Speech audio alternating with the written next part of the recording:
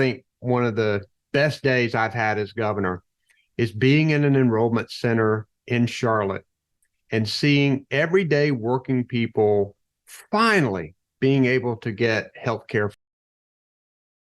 That was Governor Roy Cooper last week, touting what he sees as one of his biggest achievements. New numbers tonight show 280,000 people have signed up for Medicaid expansion since December 1st.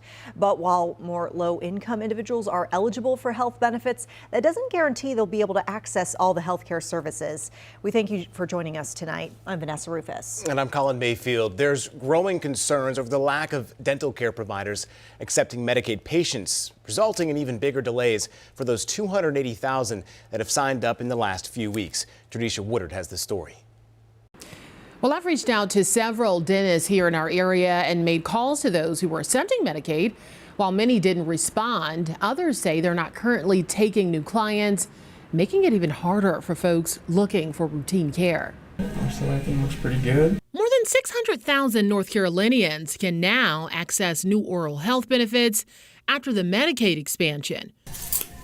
But it could take a while longer to get their smiles shining brighter, with only about 45% of North Carolina's dentists accepting Medicaid patients. Patients will come in, they'll say, "Doc, I'm so glad you can get us in," because they can't find places for months on end. Raj Dolia is the owner and general dentist at Urban Dental. He says they've been receiving an uptick in the number of calls from folks in need of service. There's such a big need for Mecklenburg County needing Medicaid to be accepted in their clinic. It's tough to know that if a patient comes in, they've called around, they can't find somewhere for months. According to the North Carolina Health News, there are many reasons for the lack of providers welcoming new patients on the Medicaid rolls, with one of the biggest reasons being low reimbursement rates, which have remained the same for 15 years. To pull a tooth is $300, right? Insurance is going to give us about $150 to $180.